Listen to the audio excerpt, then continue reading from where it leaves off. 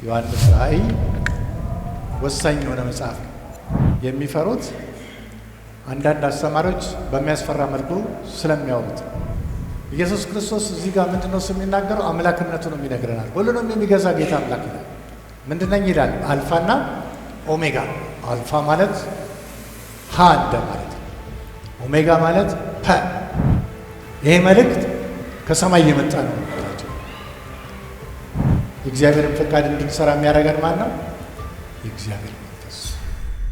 መለከት ባለፈው ጊዜ ላይ ዮሐንስ ራእይን የጻፈው ዮሐንስ የዘብዴዎስ ልጅ ነው። አባቱ ዘብዴዎስ፣ እናቱ ሶሎሜ። ሶሎሜ ደግሞ ብዙ ሰዎች የማርያም እህት ነች ብለው ያስባሉ። ዮሐንስ 5 መጽሐፍትን በአዲስ ኪዳን ጽፏል። አንደኛ ዮሐንስ ወንጌል የኢየሱስ ክርስቶስን ታሪክ ነው። አንደኛ፣ ሁለተኛና ሶስተኛ ዮሐንስ ስለ እግዚአብሔር ፍቅርነት፣ ስለ እግዚአብሔር ብርሃንነት ጽፏል። 5ኛው መጽሐፍ ዮሐንስ ራእይ ነው። ዮሐንስ ራእይ 66ኛው መጽሐፍ ቅዱሳችን ውስጥ የሚገኝ ክፍል ነው። ብዙ ሰዎች አይፈልጉትም ዮሐንስ ራእይን። ማርቲን ሉተር እብደት ነው ይላል ይህን መጽሐፍ ማንበብ። ይሄ ሰው ብቻ አይደለም፣ ሌሎችም ሰዎች አሉ። እነ ጆን ካልቪን በቤተ ክርስቲያን ታሪክ ውስጥ የታወቁ ሰዎች ፈጽሞ የእግዚአብሔር ቃል አይደለም ይላሉ። በትክክለኛው የእግዚአብሔር ቃል ነው። ዮሐንስ ራእይ እንደውም ባይኖር መጽሐፍ ቅዱሳችን ትርጉም አይኖረው። ስለ ዘላለም ሕይወት፣ ስለ መጨረሻው መጨረሻ የሚገልጽልን መጽሐፍ ዮሐንስ ራእይ ነው። ዮሐንስ ራእይ በአማርኛ አቡ ቀለምሲስ ይሉታል አባቶች ኢትዮጵያ ውስጥ ያሉ። አቡ ቀለምሲስ። ግሪኮች መጀመሪያ በግሪክኛ ነበር የተጻፈው። ምን ይሉታል? አፖ ካሊፕስ። አፖ ማለት ማስወገድ፣ ካሊፕስ የሚለው ደግሞ መጋረጃን ማስወገድ። ምን ለማለት ነው? ኢየሱስ ክርስቶስ በስጋ በመጣበት ጊዜ ከማርያም በወሰደው ስጋ ማንነቱ ተሸፍኖ ነበረ፣ አይታወቅም። ሰው ነው የሚለው አለ። አሁን እንደነ ጆቫ ዊትነስ ፍጡር ነው ይላሉ። ሌሎችም የሌለ ገጽታ ይሰጣሉ ስለ ኢየሱስ ክርስቶስ። ይሄን በትክክል የሚተረጉምልን የዮሐንስ ራእይ ነው። ብዙ ሰዎች ግን አይፈልጉትም፣ መጽሐፉ ይፈሩታል። መጽሐፍ ቅዱስን ስናይ ውስጡ የተለያዩ ነገሮች ስላሉ ይፈራል። አንዳንድ ቦርዲንግ ስኩል ውስጥም አታንብቡባቸው ይባላል። ምክንያቱም ያስፈራል። እንቁራሪት ይላል፣ አንበጣ ይላል፣ የተለያዩ ነገሮችን ይጠራል ውስጡ። እነዚህ ደግሞ ያስፈራል። ስለ መከራ ያወራል፣ ስለ 666 ያወራል፣ አውሬው ይላል፣ የጥፋት ልጅ ይላል። እንደነዚህ አይነት ነገሮችን ሰዎች መጨናነቅ አይፈልጉም። ግን በትክክለኛው ካየነው ዮሐንስ ራእይ ወሳኝ የሆነ መጽሐፍ ነው። ለሕይወታችን ትርጉም የሚሰጥ መጽሐፍ ነው። ዮሐንስ ራእይን በሌላ በኩል የሚፈሩ ሰዎች አሉ። ምክንያቱም ምንድነው? እሱ አሁን እንዳየነውም ጭምር የሚፈሩት አንዳንድ አስተማሪዎች በሚያስፈራ መልኩ ስለሚያወሩት፣ ሲያስተምሩ ትክክለኛ ባልሆነ መንገድ ያስተምራል። ትክክለኛውን መንገድ ግን ሕይወታችን ውስጥ ካገናዘብነው ዮሐንስ ራእይ እጅግ በጣም አስፈላጊ የሆነ መጽሐፍ ነው። ከመጽሐፍ ቅዱስ ውስጥም ይውጣ የሚሉ ሰዎች ነበሩ። ትክክል ግን አይደለም። ስለዚህ መጽሐፍ ቅዱሳችን ውስጥ 66ኛው መጽሐፍ ሆኖ እናየዋለን። አንዳንድ ሰዎች ይህም መጽሐፍ በፍርሃት ነው የማይፈልጉት። ምሳሌ ምዕራፍ 22 ቁጥር 13 ላይ ምሳሌ ምዕራፍ 22 ቁጥር 13 ላይ አንድ ሀሳብ ይናገራል። ምሳሌ ምዕራፍ 22 ቁጥር 13 ታካች ሰው አንበሳ በሜዳ ነው፣ በመንገድም ላይ እሞታለሁ ይላል። ታካች ሰው ይላል፣ አንበሳ በመንገድ ላይ ነው፣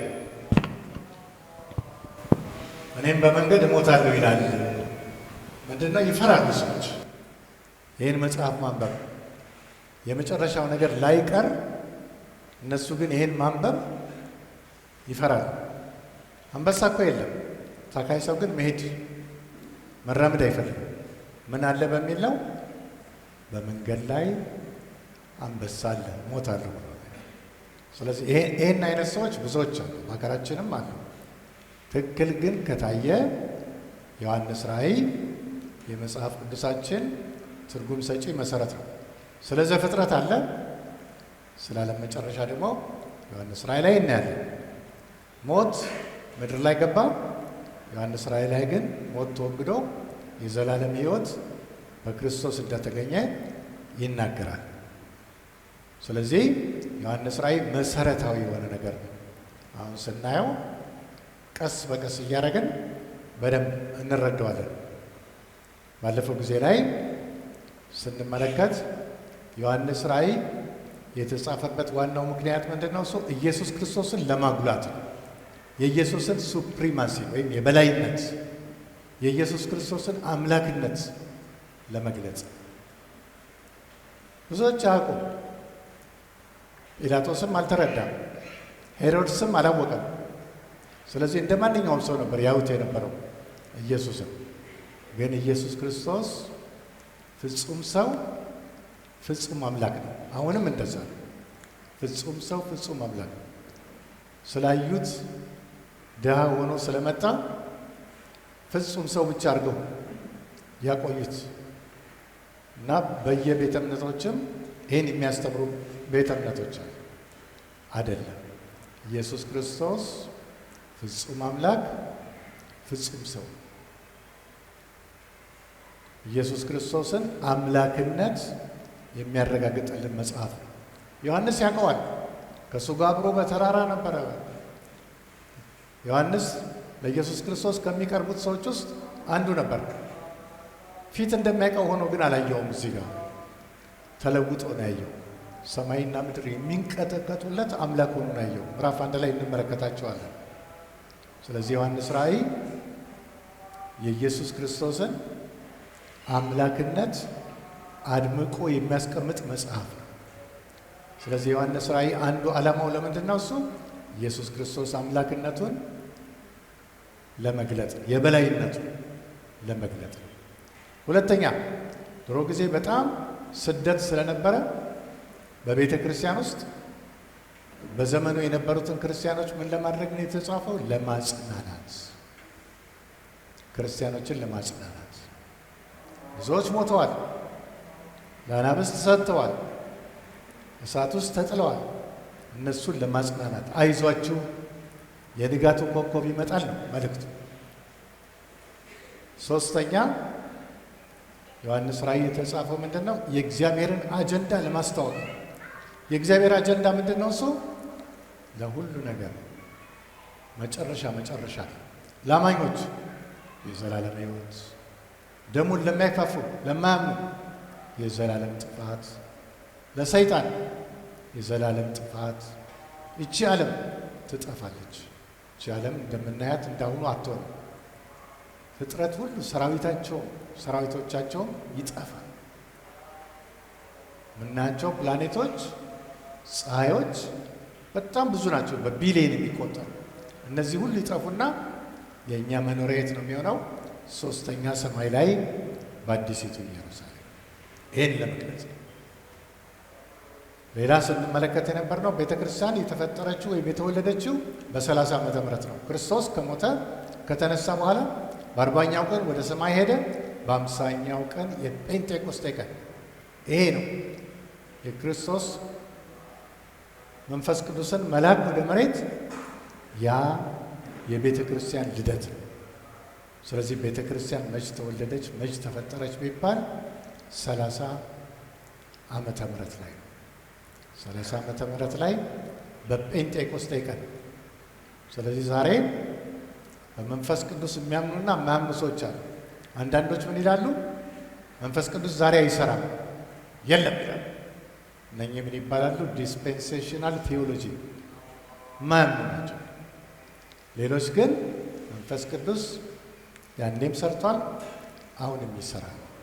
ስለዚህም ነው የምንጸልየው። ቀጥሎ ከተመለከትናቸው ነገሮች ውስጥ ክርስቲያኖች ድሮ በጣም ስደት ነበረባቸው። የመጀመሪያ በመንግስት ደረጃ በክርስቲያኖች ላይ ስደት አመጣ ያልነው ሰውዬ ኔሮ የሚባል ሰውዬ ነው። NERO ኔሮ ሮማዊ ነው። በዛን ዘመን ዓለምን ይገዙ የነበሩት ሮማውያኖች ናቸው። ኔሮ የተወለደው 37 ዓመተ ምህረት ላይ ነው። የሞተው ደግሞ 68 ላይ ነው። 31 ዓመት ነው የኖረው። በኖረባቸውም ዓመታት ብዙ ሰዎችን ገድሏል። የክርስትና አባቶችንም ጴጥሮስና ጳውሎስንም ገድሏቸዋል። ጴጥሮስ እንደ ኢየሱስ አልሰቀልም ብሎ ተሰቅሎ ተገድሏል። ጳውሎስ ከእንጨት ጋር አስደግፈውት በሰይፍ አጋይተውታል። ሌሎች ክርስቲያኖችም ተገድለዋል። ለቤተሰቡም ያራራ ሰው ባለፈው ጊዜ ላይ ስንመለከት ኔሮ እናቱ ባሏን ገላ አነገሰችው። ባሏን ገላ ልጇን አነገሰች። ይህም ባረገች በ5ኛ ዓመት ላይ ደግሞ ምን ሆነ? ኔሮ እናቱን ጥፋት አጥፍተሻል በሚል ገደላት። ሚስቱንም በዛው ጊዜ ገደላት እና ሌላ ሚስት አገባ። ሌላ ሚስት አግብቶ እንደገና ሚስቴ ጥሩ አይደለችም ብሎ እርጉዝ የሆነች ሚስቱን ገሏታል። እንደገና ይህ ሰው ሮም ውስጥ የሮምን ከተማ አቃጥሎ ይህን ያቃጠሉት ክርስቲያኖች ናቸው በሚል ክርስቲያኖች ላይ እርምጃ ወስዷል። ብዙዎች ለአናብስት ሰጥተዋል። ብዙዎች በእሳት ተቃጥለዋል። በተለይ ባለፈው ጊዜ ላይ ስንመለከት ጴጥሮስና ጳውሎስን ከገደለ በኋላ ምን ብሎ ነበር ብለን ነበር? ከእንግዲህ ወዲህ በእኔ ግዛት ውስጥ ጴጥሮስ ጳውሎስ የሚባል ስም አትሰሙ። ግን ከተወሰነ ጊዜ በኋላ ሰዎች አገዛዙን በጣም ስለጠሉ ውሻዎቻቸውን ኔሮ፣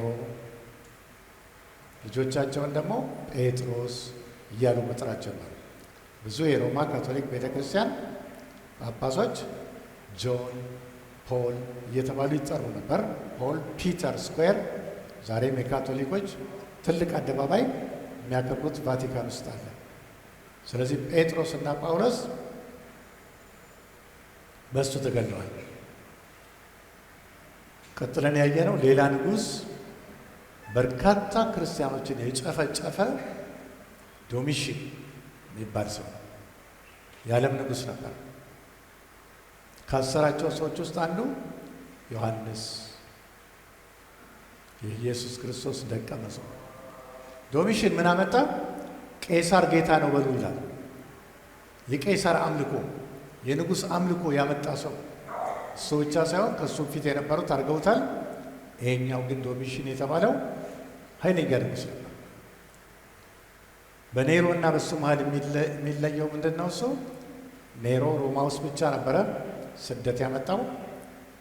ዶሚሽን ግን በዓለም አቀፍ ደረጃ ነው። 40 ሺህ የሚበልጡ ክርስቲያኖችን ጨፍጭፏል።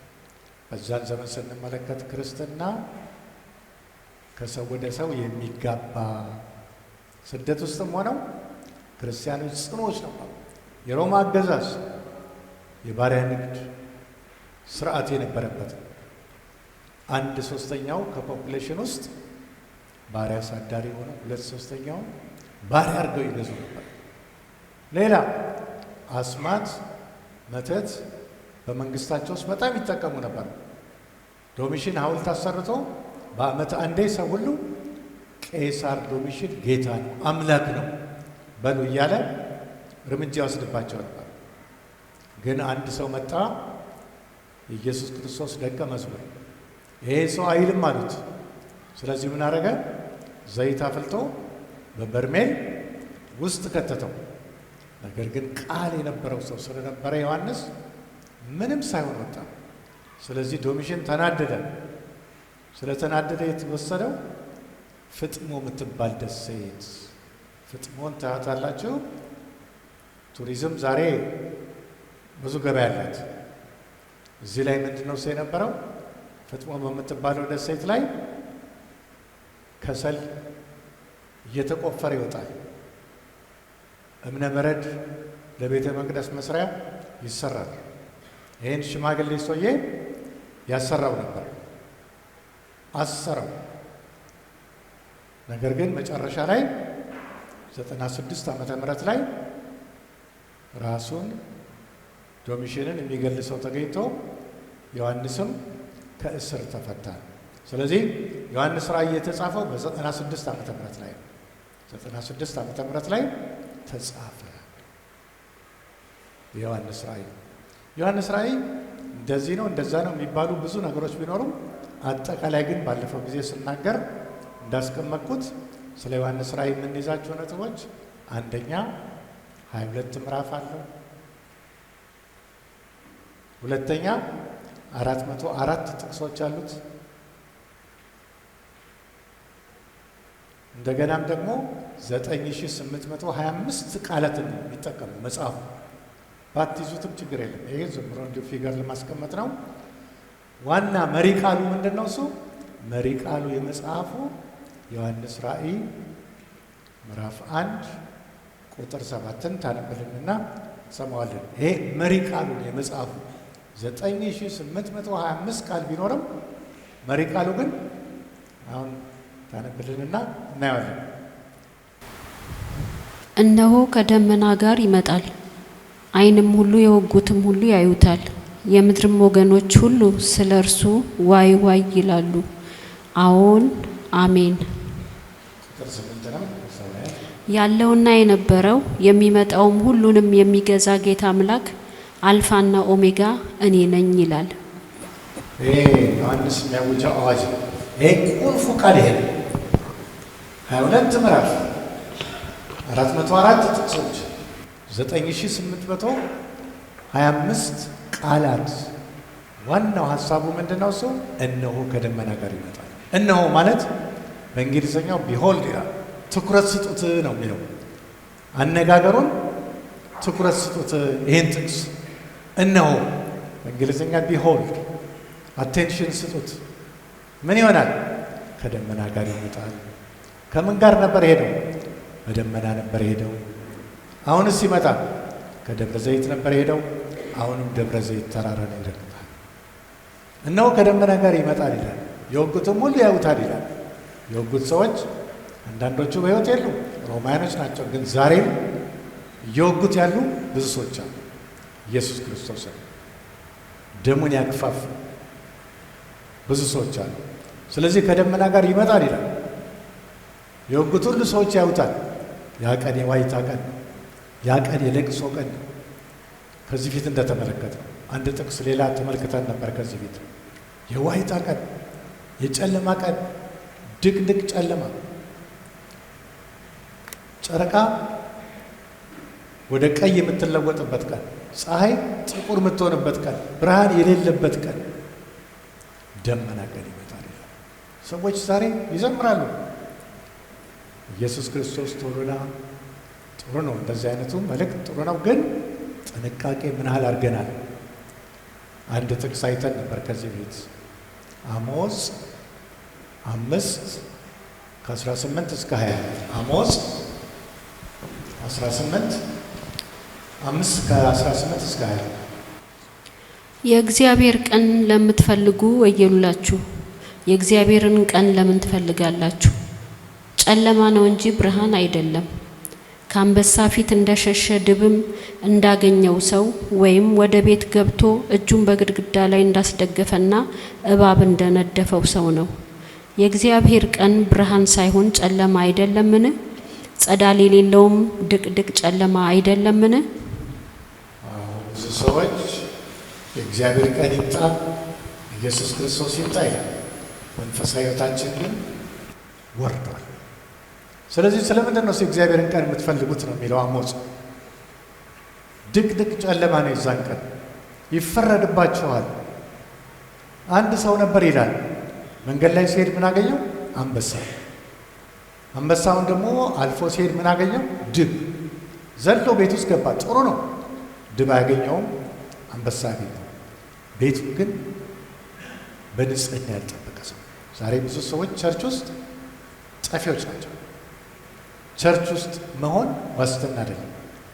አስራት መክፈል፣ መባ መስጠት ጥሩ ነገሮች ሆነው ግን ዋናው እግዚአብሔር የሚፈልገው ሕይወታቸው። ስለዚህ ሰውየው ምን አደረገ? ቤት ውስጥ ገብቶ ቤቱ የፈራረሰ ነው። እጁን በግድግዳ ላይ ሲያደርግ ምን ነደፈው ይላል? እባብ። ከአንበሳ የመለጠ ሰው በእባብ ጠፋ። መጽሐፍ ቅዱስ ላይ ምን ይለናል? ቅጥርን አታፍርሱ ይላል። ቅጥርን የሚያፈርስ ምን ይሆናል? እባብ ይነድፈዋል ይላል። ስለዚህ ቅጥራችንን እንጠብቅ ነው። ኢየሱስ ክርስቶስ እዚህ ጋር ምንድን ነው የሚናገረው? አምላክነቱንም ይነግረናል። ሁሉንም የሚገዛ ጌታ አምላክ ይላል። ምንድነኝ ይላል? አልፋና ኦሜጋ። አልፋ ማለት ሀ እንደ ማለት ነው። ኦሜጋ ማለት ፐ ወይም በእንግሊዝኛ አልፋ ማለት ኤ፣ ኦሜጋ ማለት ዜድ። መጀመሪያም የመጨረሻ እኔ ነኝ። ስለዚህ ይሄ ቁልፉ ቃል ነው። እኔ ደግሞ ባለፈው ጊዜ ስናገር በሁለት ቃል ይሄን ደግሞ ባሳጥረው ኢየሱስ ክርስቶስ ይመጣል። 9825 ቃላት የተጠቀመው መጽሐፍ በአንድ ቃል ቢመጣ ኢየሱስ ክርስቶስ ይመጣል። በሁለት ቃል ይጠቃልላል ማለት ነው። ሌላ ተመልክተን የነበርነው ባለፈው ጊዜ ላይ ወደ ጥቅስ ውስጥ አልገባንም፣ ግን የምናያቸው ቁጥር በቁጥር ረጋ እያልን የምናያቸው ነገሮች አሉ። ቁጥር በቁጥር ነው የምናየው። ለመጨረስ ብለን አንቸኩልም። ረጋ እየተባለ የሚካሄድ መጽሐፍ አቡቀለምሲስ፣ አፖካሊፕስ ምንድን ነው? እሱን ያለ የኢየሱስ ክርስቶስን ማንነት የሚገልጥ መጽሐፍ ነው። ከመጽሐፍቶች ሁሉ የኢየሱስ ክርስቶስን የሚያደምቅ መጽሐፍ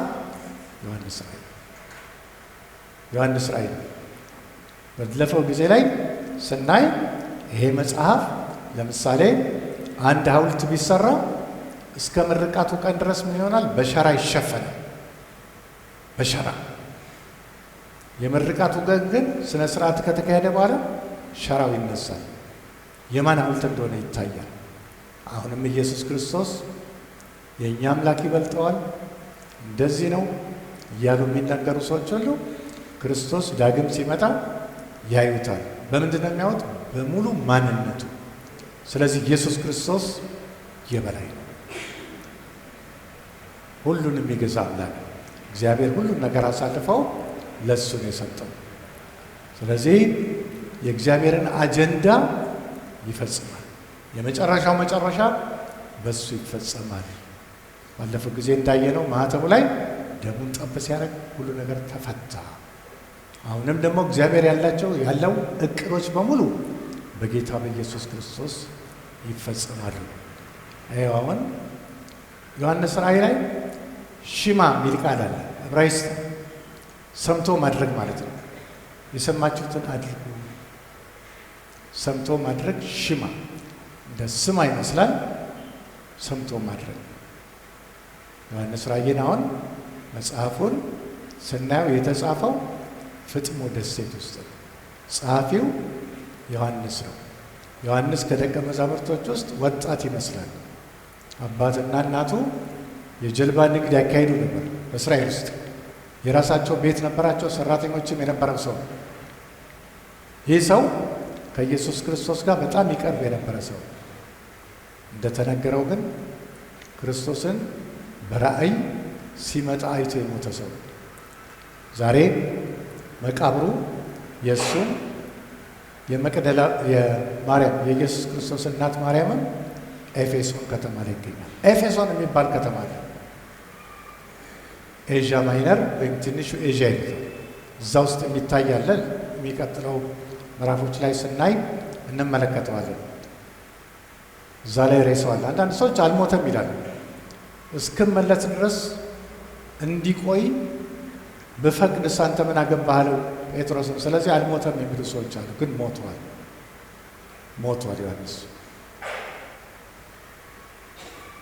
በዚህ ዮሐንስ ራእይ አንድ በአንድ አሁን ጥቅሶቹን የምንመለከትበት ጊዜ ይሆናል። ምዕራፍ 1 ከ1 እስከ 3 ብቻ እናያለን። ምዕራፍ 1 ከቁጥር 1 እስከ 3 ቶሎ ይሆን ዘንድ የሚገባውን ነገር ለባሪያዎቹ ያሳይ ዘንድ እግዚአብሔር ለኢየሱስ ክርስቶስ የሰጠው በእርሱም የተገለጠው ይህ ነው። ኢየሱስም በመልአኩ ልኮ ለባሪያው ለዮሐንስ አመለከተ። እርሱም ለእግዚአብሔር ቃልና ለኢየሱስ ክርስቶስ ምስክር ላየውም ሁሉ መሰከረ። ዘመኑ ቀርቧልና የሚያነበው የትንቢቱን ቃል የሚሰሙትና በውስጡ የተጻፈውን የሚጠብቁት ብፁዓን ናቸው። ተመልከቱ እዚህ ጋር ቁጥር 3 ላይ የሚያነበው ድሮ ጊዜ በቂ መጽሐፍ ቅዱስ ስለሌለ በአንድ ቸርች ውስጥ የሚያነብ ሰው አለ። አሁን አዜብ እንደምታነባው እኛ መጽሐፍ ቅዱስ የለንም በሚል እሳቤ አንድ ሰው ያነባዋል፣ ሰልጥኗል። ስለዚህ ምን ይላል እዚህ ጋር? ዘመኑ ቀርቧልና የሚያነበው ምንን? ዮሐንስ ራእይን የሚሰሙትና በውስጡም የተጻፈውን የትንቢት ቃል የሚጠብቁ ምኖች ናቸው ይላል? ብፁዓን። 3 አይነት ሰዎች የሚያነቡ። ዛሬ እናንተ እዚህ ቦታ በመሆናችሁ ብቻ ምኖች ናችሁ? የተባረካችሁ ናችሁ ማለት ነው። ብፁዓን የእግዚአብሔርን ቃል ለመስማት የትንቢቱን ቃል ለመስማት ለመጠበቅ ሬዲ የሆነ ህዝብ፣ ለእግዚአብሔር ቃል የጓጓ ህዝብ። እንደዚህ አይነት ሰዎች ምኖች ናቸው ይላል? ብፁዓን የተባረኩ ማለት ነው። ግማሾቻችን ከሩቅ ቦታ መጥተናል። ትራንስፖርት አውጥተን ቀጠሮ ሰርዘን የመጣን ሰዎች አለን። ስለዚህ ሁላችንም ምንድነው? ብሩካን ብፁዓን። ብፁዓን የሚል ቦታ ሌላም ቦታ ታያላችሁ። ብፁዓን ለጌታ ሰርግ ራት የታደሙ ብፁዓን ናቸው ይላል። ሌላ ቦታ ብፁዓን ናቸው። በጌታ ሆነው የሚሞቱ ብፁዓን ናቸው ይላል። ዮሐንስ ራእይ ላይ 7 ቦታ ነው። እንደ ሌባ ሆኜ እመጣለሁ ይላል። ራቁቱን እንዳይሄድ እፍረቱንም እንዳያዩ ነቅቶ ልብሱን የሚጠብቅ ብፁዕ ነው ይላል። ዮሐንስ ራእይ 16 ከ15 እስከ 16። ምዕራፍ 20 ላይ በፊተኛው ትንሣኤ የሚነሱ ምን ማለት ነው? የሚነጠቁ ማለት ነው። የሚነጠቅ ሰው ሁሉ ምንድን ነው? ብፁዕ። ምዕራፍ 22 ላይ ምን ይላል? ወደ ሕይወት ዛፍ የሚደርሱ ብፁዓን ናቸው። ምን ማለት ነው? ለአዲሱ ኢየሩሳሌም መንግስት የሚበቁ ሰዎች ሁሉ ምኖች ናቸው? ብፁዓን፣ የተባረኩ።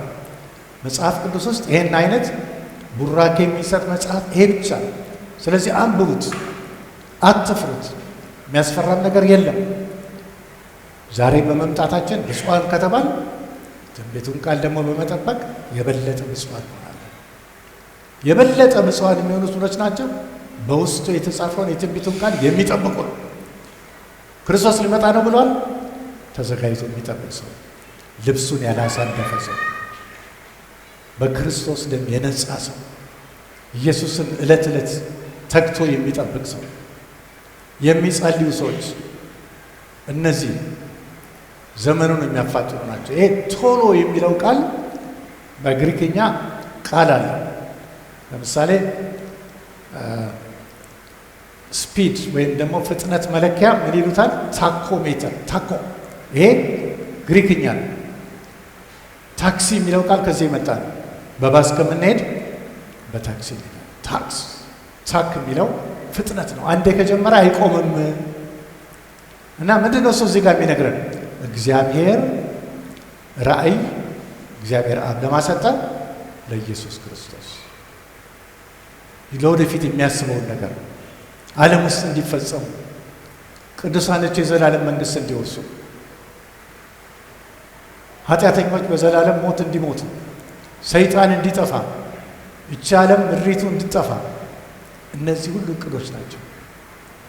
ለማሰጠው እግዚአብሔር ለኢየሱስ ኢየሱስ ደግሞ ለማሰጠ ለመላእክቱ መላእክቶች በዚህ በመጽሐፍ ቅዱስ ታሪክ ውስጥ የራሳቸውን መልእክተኞች ናቸው። መልአኩ ወስዶ ለማሰጠው ለዮሐንስ እስር ቤት ፍጥሞ ደሴት ውስጥ እግዚአብሔር ይገለጣል። ዛሬ ፍጥሞ ሕይወት ውስጥ ያለን ሰዎች እንታሰባለን። ፍጥሞ ደሴት ውስጥ ዮሐንስ እየተሰቃየ ያለ ሽማግሌ ነው። ምግብ አንዳንዴ ያመጡላቸዋል። ሩስ እባብ አለ እዛ ቦታ፣ በረሃ ነው ቦታው። እዛ ውስጥ ግን ከማን ጋር ነበር ህብረት የሚፈጥረው? ከክርስቶስ ጋር። ስለዚህ ቶሎ ይሆን ዘንድ የሚለውን ሐሳብ ዮሐንስ ደግሞ ጽፎ ለማሰጠ ለሰባቱ አብያተ ክርስቲያናት እኛንም ታሳቢ አድርጎ ነው ጻፍ የተባለው። አሁን ዘመን ላለን ለኛ ፊት ተቀባዮቹ ኤዥያ ውስጥ ያሉት ናቸው። ሰባት አብያተ ክርስቲያናት ነበሩ። ኤፌሶን፣ ሰምርኔስ፣ ጴርጋሞን፣ ቲያጥሮን፣ ሰርዴስ፣ ሎዶቅያ፣ ፊላዴልፊያ የሚባሉ የነሱ አይነት ቤተ ክርስቲያኖች ዛሬም አሉ። ባለፈው ጊዜ ስንናገር በተለይ በመጨረሻው ዘመን ላይ እየጎላ የሚመጣው የትኛው አይነት ቸርች ነው? ሎዶቅያ። ሎዶቅያ የንግሥት ስም ነው ብለን ነበር። አንድ ንጉሥ የግሪክ ንጉሥ ነው። ሚስቱን በጣም ስለሚወዳት እሱ ይገዛበት የነበረውን ከተማ ማን አላት? ሎዶቅያ። ሎዶቅያ ውስጥ ቤተ ክርስቲያን አለ። ግን ምን አይነት ሰዎች ናቸው ውስጡ የነበሩት? ለብ ያሉ። ዛሬ ብዙ ክርስትና ለብ ያለ፣ አንዳንዱ ከለብ ያለም ያለፋል በራድ፣ ግን ቤተ ክርስቲያን ውስጥ ነው። ስለዚህ ለብ ወይም በራድ አይደለህም ይላል መጽሐፍ ቅዱስ ላይ። እሱን ምዕራፍ 3 ላይ ስንደርስ እናየዋለን። ሎዶቅያ ነው። ሌሎች ደግሞ አሉ ፍቅር የሌላቸው እንደ ኤፌሶን አይነት የቀደመ ፍቅር መተው፣ አኩራፊዎች፣ ነገረኛ የሆኑ ሰዎች ብዙ አሉ በዚህ በመጨረሻው ዘመን ላይ። ስለዚህ መናፍስት አሁን ኤፍራተስ ወንዝ ላይ ኤፍራተስ ወንዝ ጋር የታሰሩት መናፍስቶች አሁንም ዓለምን ይቆጣጠራሉ። በዛ አካባቢ ያሉትን የመሪዎች አእምረው ኢራን፣ እስራኤል፣ ኢቨን አሜሪካም ጭምር የሚቆጣጠሩ ናቸው፣ ሰዎችን ለጦርነት የሚያነሳሱ። ስለዚህ ክርስቲያን በክርስትና ሕይወታችን ውስጥ መሳሪያ ለሰይጣን ከመሆን መጠበቅ ያስፈልጋል። ዘመናችንን ሁሉ ጨርሰን በቤተ ክርስቲያን ውስጥ መጨረሻ ግን የተጣልን መሆን የለብንም። እንደዛ ሰውዬ አንበሳውን የሸሸው ድቡን ያመለጠው ቤት ውስጥ ገባሁ ብሎ አረፍ ብሎ ሲቀመጥ ግን የፈራረሰ ቤት ውስጥም ሆነው ቤትን ማንጻት ማጥራት እጅግ በጣም ወሳኝ ነው ማለት ነው እዚህ ላይ። ስለዚህ ምንድነው እሱ የምንመለከተው 5 ስቴፖች አሉት። አሁን ይሄን መጽሐፉን ስታዩ መልእክቱ የተላለፈው 5 ስቴፖች አሉት። 1 እግዚአብሔር አብ ለማሰጠን ለእግዚአብሔር ወልድ፣ 2 እግዚአብሔር ወልድ ለማሰጠን ለመልአኩ፣ 3 መልአኩ ለዮሐንስ ሰጠው፣ ዮሐንስ ደግሞ ለማሰጠን ለባሪያዎቹ ይላል። ባሪያዎች ሲባል እኛም አለንበት እዛ ውስጥ። ሰባቱ አብያተ ክርስቲያናት ብቻ ሳይሆን ለእኛም። ለዚህ ነው ጻፍ የተባለው። ስለዚህ መልእክቱ 5 ስቴፖች አሉት። ስለዚህ ነው አንዴ ከተጀመረ በጣም ይፈጥናል፣ ፍጥነት ይኖረዋል። ከዚህ በኋላ አሁን እየተጀመረን ያለው ቶሎ ያልቃል። ፀሐይ ላይም ስትሄዱ ምን እየመጣ ነው? አሁን መሬት በፀሐይ ዙሪያ የሚወስድባት ጉዞ ራሱ የምትዞረው ሰዓት እየቀነሰ ነው። ቶሎ ይፈጸማል። ስለዚህ ቶሎ ሲል እዚህ ጋር ምን ማለት ነው? የማይቀር ነው፣ አይቀሬ ነው ማለት ነው። ምን? የክርስቶስ ዳግም ምጽአት። ሌላስ ምን? የእግዚአብሔር አጀንዳዎች። አሁን እዚህ ጋር የእግዚአብሔር አጀንዳዎች ምንድናቸው ብለናል? 4 ልናደርገው እንችላለን። በተለይ ይሄን አንደኛ ለቅዱሳን የዘላለም ሕይወት፣ ሁለተኛ ኃጢአተኞች የዘላለም ጥፋት፣ ሶስተኛ ሰይጣን የዘላለም ጥፋት፣ አራተኛ እቺ ጉዟ መሬት ትጠፋለች። እነዚህ እግዚአብሔር ያዘጋጃቸው አጀንዳዎች ናቸው፣ በዘመናት ያልታወቁ አሁን የተገለጹ። ስለዚህ አሁን ምን ላይ ነው ያለነው? የመጨረሻው መጨረሻ ዘመን ላይ ነው። የመጨረሻው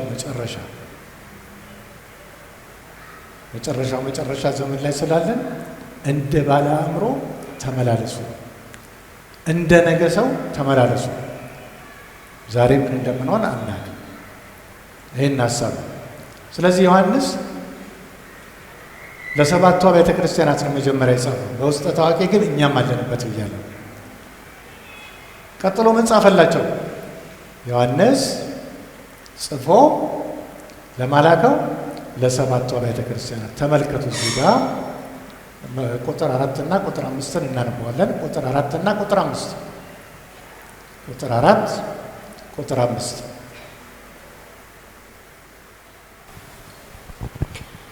ዮሐንስ በእስያ ላሉት ለሰባቱ አብያተ ክርስቲያናት ካለውና ከነበረው ከሚመጣውም በዙፋኑም ፊት ካሉት ከሰባቱ መናፍስት ከታመነው ምስክር ከሙታንም በኩር የምድርም ነገስታት ገዢ ከሆነ ከኢየሱስ ክርስቶስ ጸጋና ሰላም ለእናንተ ይሁን።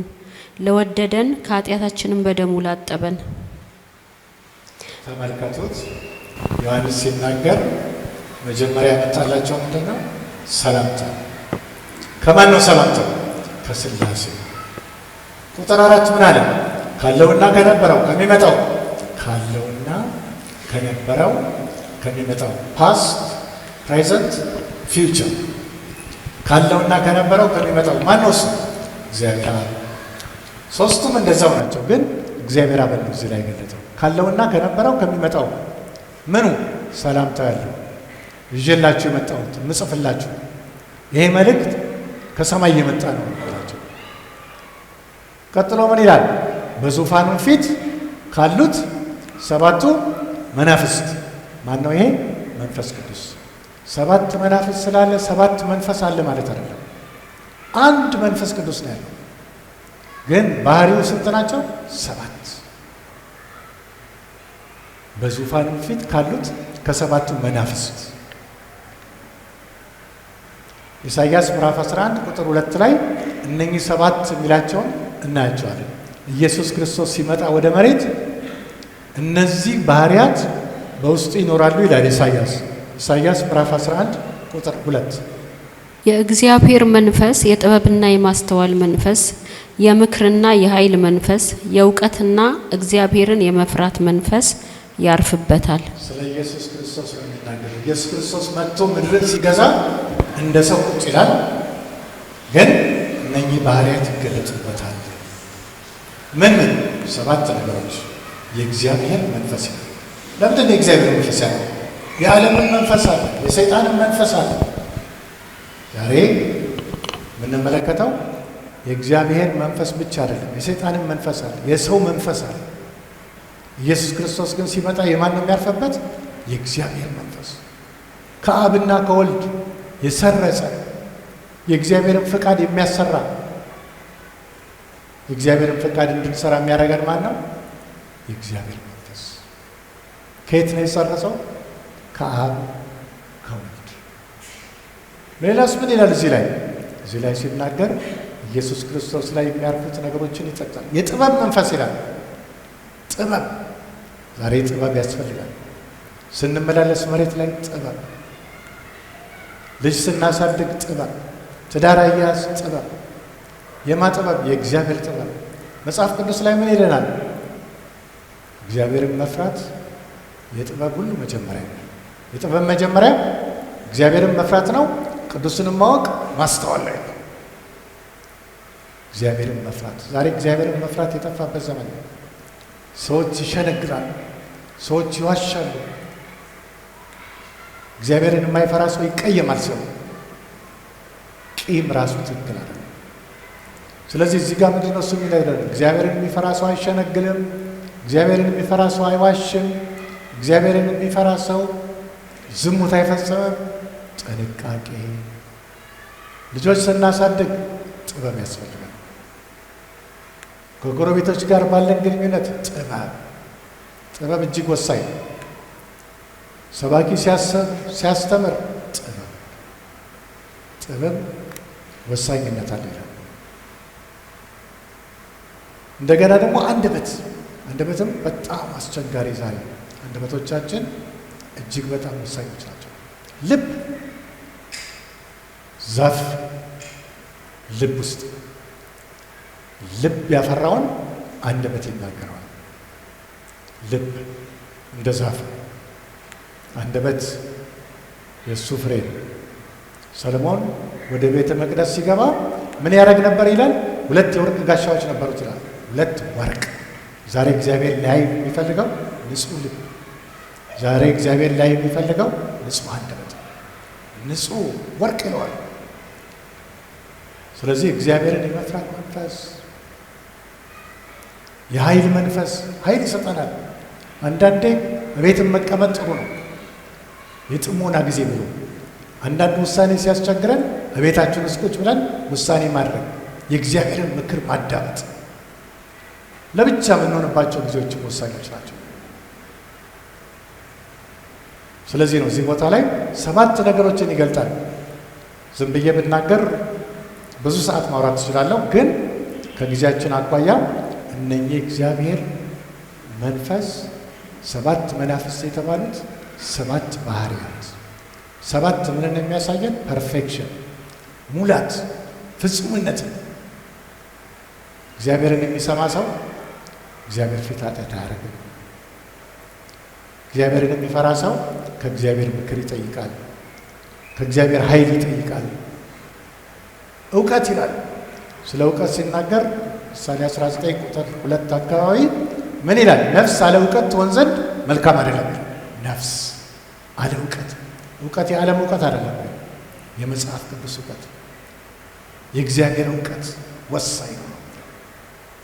ስለዚህ ሁለተኛው ሰላምታ የመጣው ከማን ነው?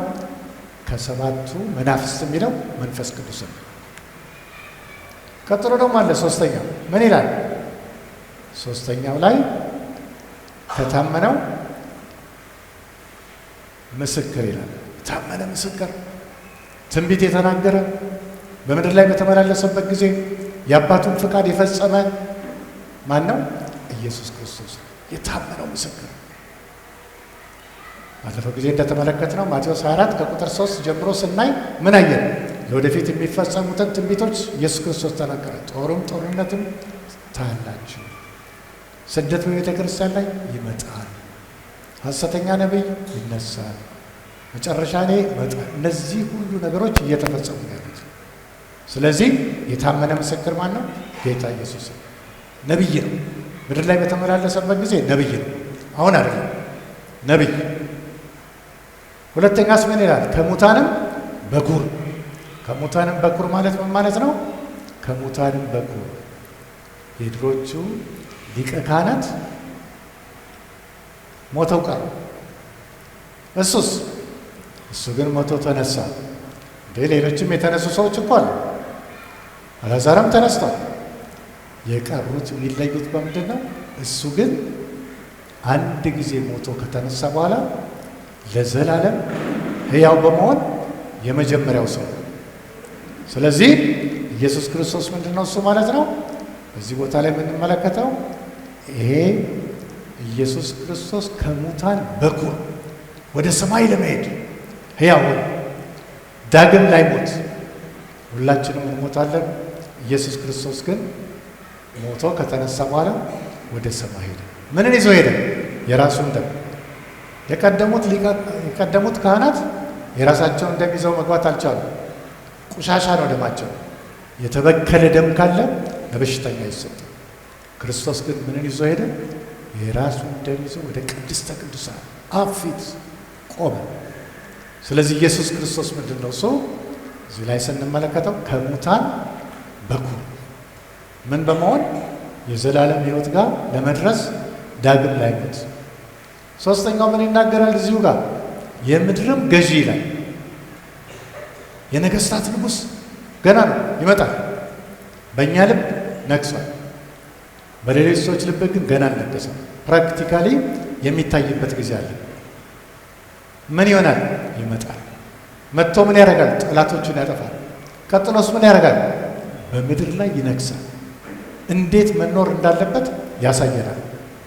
እኛም ደግሞ የተጨቆን፣ ስራ ያጣን፣ የተጎዳን፣ ስለ እምነታችን ብዙ ዋጋ የከፈል የዛን ጊዜ በምድር ላይ እንዴት እንደምንኖር ወይም መኖር እንደነበረብን ያሳየናል።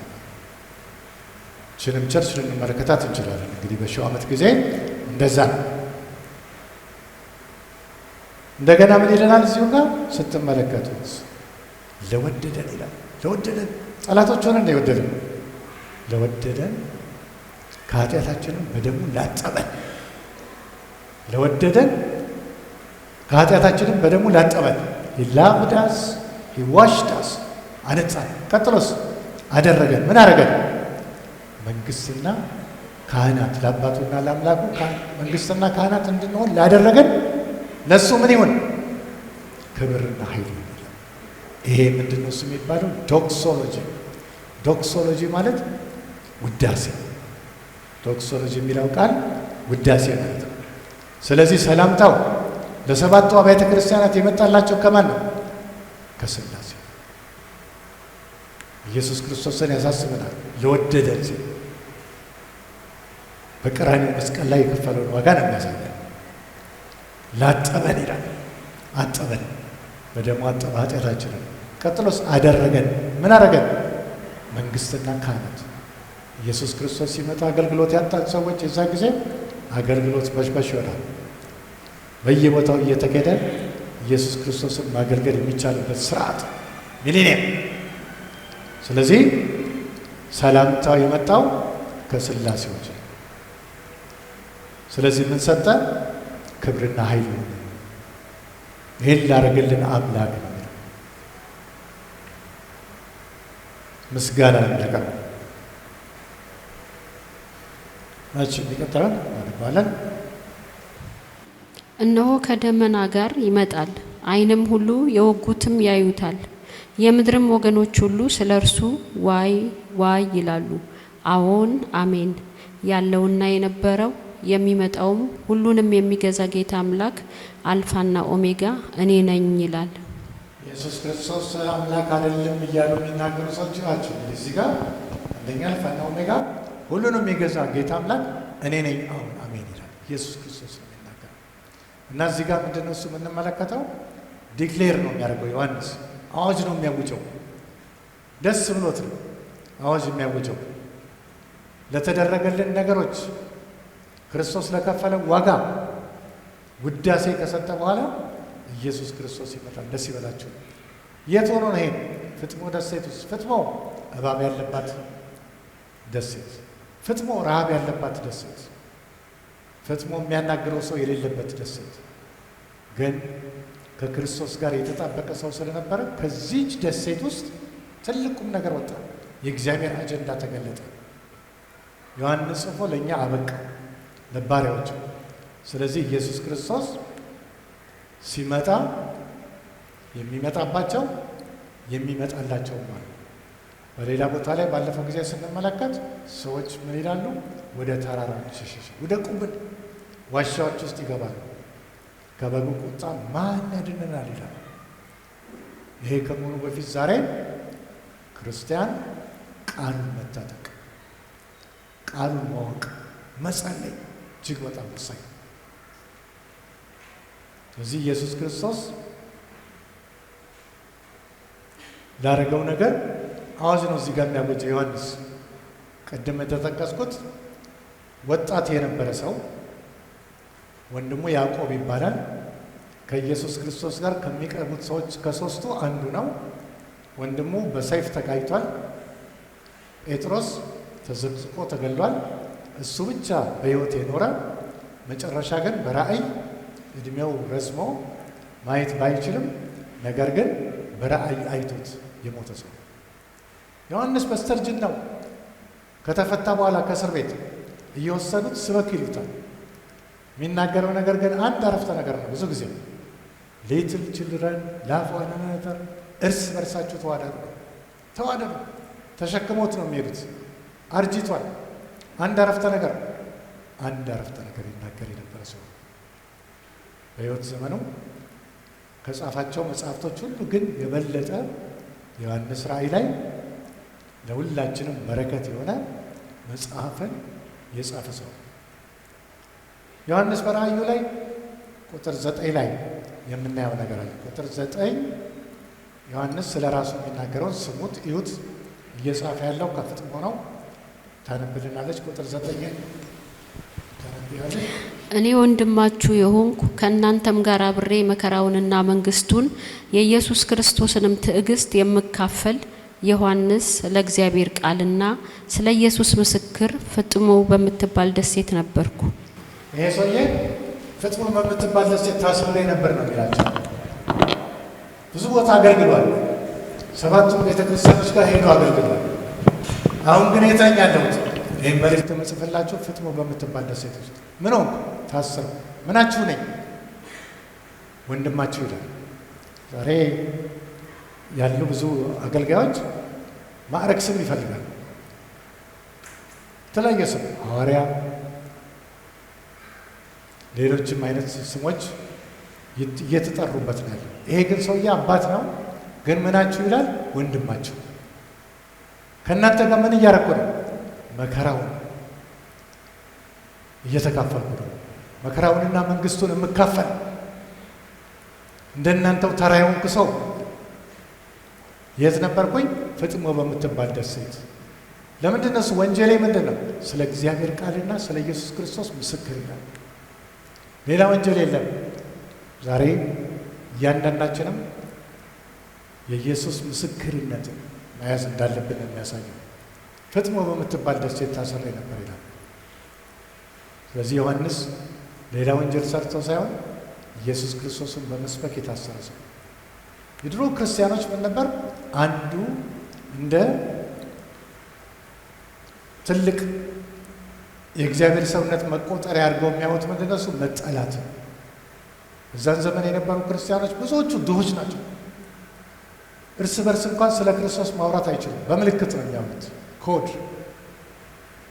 ምልክት እየሰጡ። በዛ ውስጥ ግን የታገለ ሰው ዮሐንስ ከዕድሜው በላይ ይወጣል። እዛን ጊዜም ቅድም እንዳየነው ብዙ ክርስቲያኖች በተለያየ መንገድ ይሰቀሉ በነበረበት ጊዜ ላይ ይሄን ዕድሜውን የገፋውን ሰው ዶሚሽን አስሮት የነበረ ነው። አሁን እስር ቤት ተኩኖ ክርስቶስ አለ። እስር ቤት ተኩኖ የእግዚአብሔር ፕሬዘንስ ከኛ ጋር ይላል። እነዚህን ነገሮች በተለይ እስር ቤት ሆነው እሱ የገጠሙትን ነገሮች እናያለን። ቁጥር 10 አንብብልኝና ሳጋደን በጌታ ቀን በመንፈስ ነበርኩ፣ በኋላዬም የመለከትን ድምፅ የሚመስል ታላቅ ድምፅ ሰማሁ። በጌታም ቀን ይላል በመንፈስ ነበር። በመንፈስ ነበርኩ ማለት በጸሎት። በጌታ ቀን ማለት አንዳንዶቹ እሑድ ነበር ቀኑ ይላል፣ አይደለም። ሌሎች ደግሞ ዶሚሽን ይከበርበት የነበረ ቀን የጌታ ቀን ይባላል ይላል። ለማንኛውም በጸሎት በጸሎት መሆን እጅግ በጣም ወሳኝ ነው። በምን ትሆናላችሁ? በመንፈስ። ምን ይሆናል? መለከት የሚመስል ድምፅ ሰማሁ።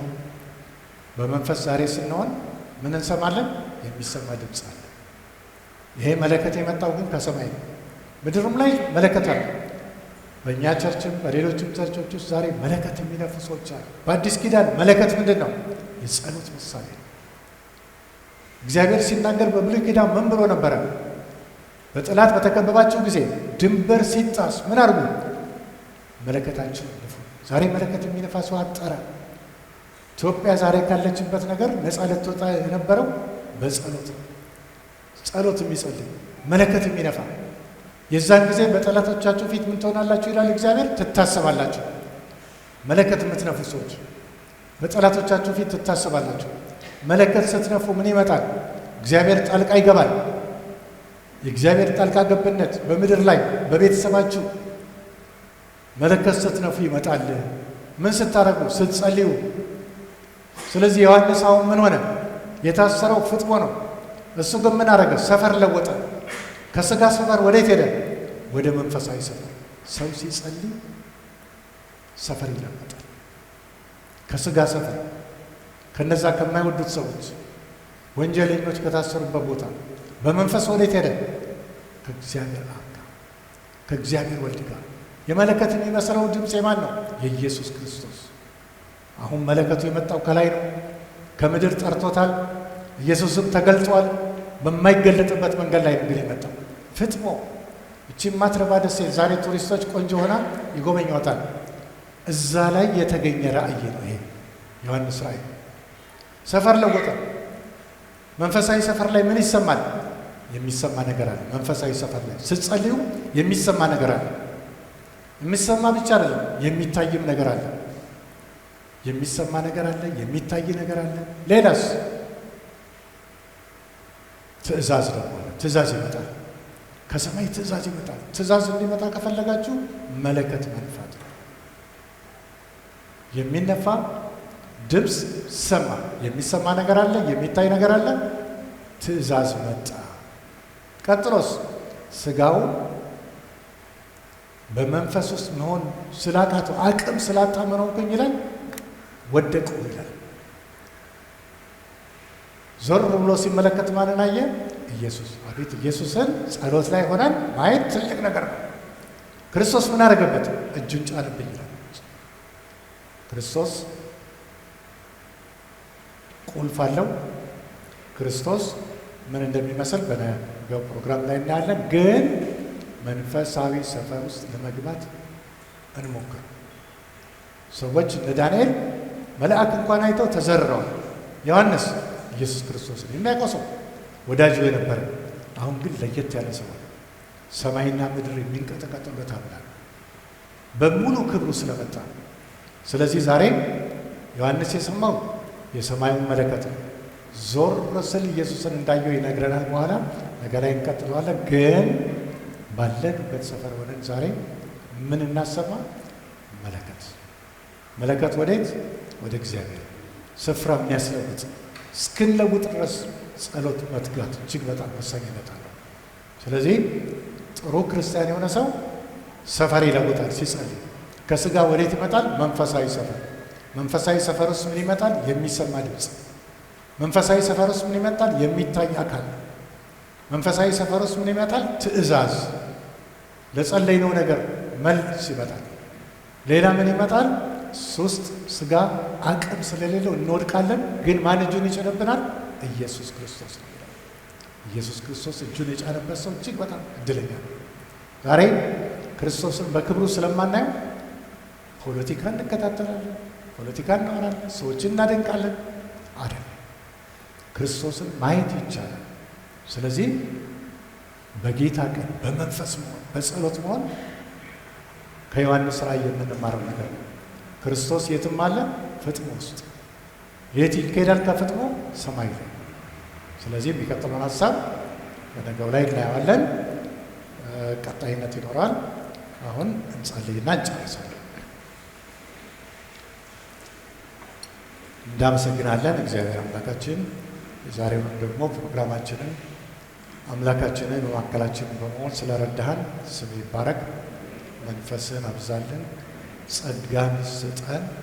እግዚአብሔር አምላካችን እዚህ ስፍራ ብቻ ስንሆን ሳይሆን ባለንበት ስፍራ ሁሉ እግዚአብሔር አምላካችን ያንተ ምስክሮች ሆነን መቆም እንድንችል እርዳን። ቃልህን ግለጥልን። ክብር፣ ምስጋና፣ ገናናነት ሁሉ ለአንተ ብቻ ይሁን በጌታ በኢየሱስ ክርስቶስ ስም አሜን። የዛሬውን ፕሮግራም በዚህ ጨርሰናል። ነገ 12 ሰዓት ላይ እንገናኛለን። በሰላም